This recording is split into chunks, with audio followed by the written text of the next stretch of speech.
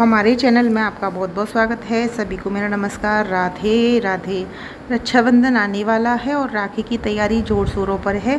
तो आज हम इस वीडियो में जानेंगे कि रक्षाबंधन पर राखी बांधने से पहले हमें किन 5 देवताओं को राखी बांधनी है। रक्षाबंधन पर भाई के अलावा भगवान, वाहन, पालतू पशु, द्वार आदि कई जगहों पर राखी को बांधा जाता है। इसके पीछे मान्यता यह है कि हमारी रक्षा के साथ ही सभी की रक्षा हो। तो मतलब आपके घर में कोई वाहन होता है, हम उस तक को राखी बांधते हैं। ऐसा बहुत जगह आपने सोना पूजन सुना होगा, जब हम घर में करते हैं तो उस सोना की पूजन भी किया जाता है। ऐसे ही बहुत सी बातें हैं। शास्त्रों के अनुसार हमें 5 देवताओं को राखी बांधनी चाहिए। तो सबसे पहले किसको बांधनी चाहिए जानते हैं। सबसे पहले हमें गणेश जी को राखी बांधनी चाहिए। गणपति जी प्रथम पूज्य देवता हैं। किसी भी प्रकार का मांगलिक कार्य करने से पूर्व उनकी पूजा करते हैं, इसलिए सबसे पहले उन्हें ही राखी बांधी जाती है।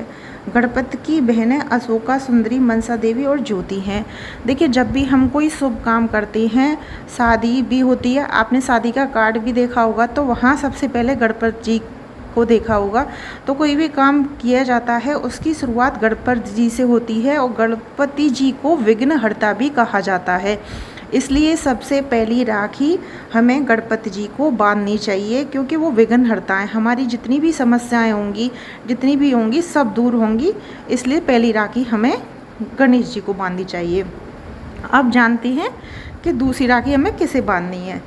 दूसरी राखी बांधनी है हमें शिव जी को। श्रवण माह शिव जी का माह होता है। आप जानते हैं कि सावन का महीना हमारे भोलेनाथ का होता है। भोलेनाथ को सावन का माह विशेष प्रिय होता है, और सावन के माह में जो भी काम हम करते हैं हमें भोलेनाथ को लेकर ही करना चाहिए। तो सावन माह के पूर्णिमा को ही रक्षाबंधन पड़ता है। तो सावन माह में जो भी त्यौहार है, वैसे तो हमें गणेश जी के बाद शिव जी को ही राखी बांधनी चाहिए। इस माह की पूर्णिमा को रक्षाबंधन का त्यौहार मनाते हैं। प्रचलित मान्यताओं के अनुसार कहते हैं कि भगवान शिव की बहन अश्वरी देवी थी। तो सावन माह है तो आप शिव जी को ना छोड़ें, शिव जी को ज़रूर राखी बांधें। अगर आपके घर में शिव जी हैं, शिवलिंग है, उन पर बांध सकती हैं, नहीं तो आप पास के मंदिर में जाके बांधें। और अगर पास के मंदिर में भी नहीं है तो आप एक शिव जी के नाम की राखी अवश्य रखें, क्योंकि जब हम बांध नहीं पाते हैं तो हमें एक भावनात्मक रूप पर एक राखी शिव जी के लिए रखनी चाहिए। अब तीसरी राखी हमें किसको बांधनी चाहिए? हनुमान जी को। हनुमान जी शिव जी के रुद्र अवतार हैं। जब देव सो जाते हैं तो शिव जी कुछ समय बाद सो जाते हैं, और वे रुद्र अवतार रूप में सृष्टि का संचालन करते हैं। इसलिए श्रवण माह में हनुमान जी की विशेष रूप से पूजा होती है। सभी संकटों से बचाने के लिए हनुमान जी को राखी बांधी जाती है।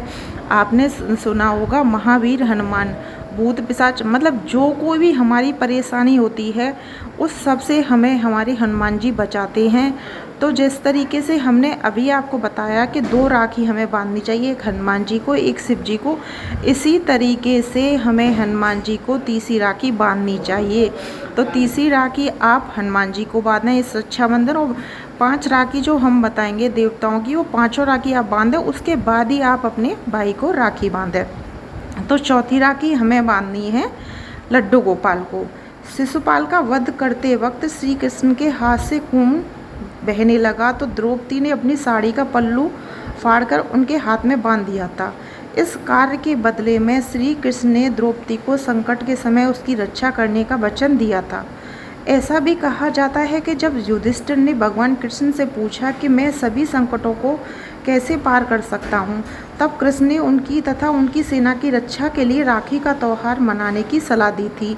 श्रवण माह में श्री कृष्ण की पूजा का भी खास महत्व होता है, क्योंकि भादों में उनका जन्म हुआ था।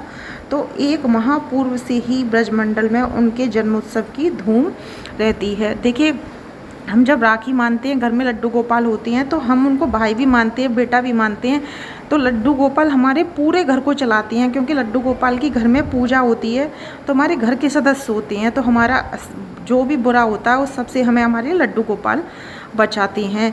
तो भाई मान कोई भी रूप हो, राखी रक्षा सूत्र होती है, तो हमें अपने घर के लड्डू गोपाल को राखी ज़रूर बांधनी चाहिए। ऐसा ना करें कि आप लड्डू गोपाल को राखी ना बांधें, लड्डू गोपाल को ज़रूर बांधें। अब 5वीं राखी हमें नागदेव को बांधनी चाहिए। मनसा देवी के भाई वासुकी सहित सभी नागों की नाग पंचमी के दिन पूजा होती है।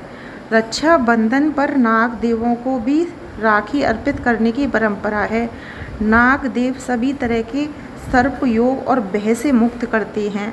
रक्षाबंधन के दिन सबसे पहले गणेश जी को राखी बांधना चाहिए। उसके बाद अन्य देवी देवताओं को, कुल देवताओं, अपने इष्ट देव को भी राखी बांधनी चाहिए। तो एक राखी हमें नाग देवता की भी रखनी है। तो रक्षाबंधन पे सबसे पहले आप 5 देवी देव, जो जितने भी 5 देवता बताए हैं, उनको राखी बांधने के बाद ही आप अपने भाई को राखी बांधें और घर में राखी का त्यौहार मनाएं। तो इस तरीके से पहले आपको 5 राखी बांधनी है। इस तरीके से आप 5 राखी बांधेंगे तो ये सभी आपकी पूरे साल रक्षा करेंगे। तो इस तरीके से हमारी वीडियो ख़त्म होती है। आपको हमारी वीडियो कैसी लगी ये कमेंट बॉक्स में ज़रूर बताएं, और वीडियो पसंद आई हो तो हमारे चैनल को सब्सक्राइब करें, वीडियो को लाइक शेयर अवश्य करें। इस तरीके की वीडियो आपको हमारे चैनल पर हमेशा मिलती रहेंगी। राधे राधे। रक्षाबंधन की आप सभी को ढेर सारी शुभकामनाएँ।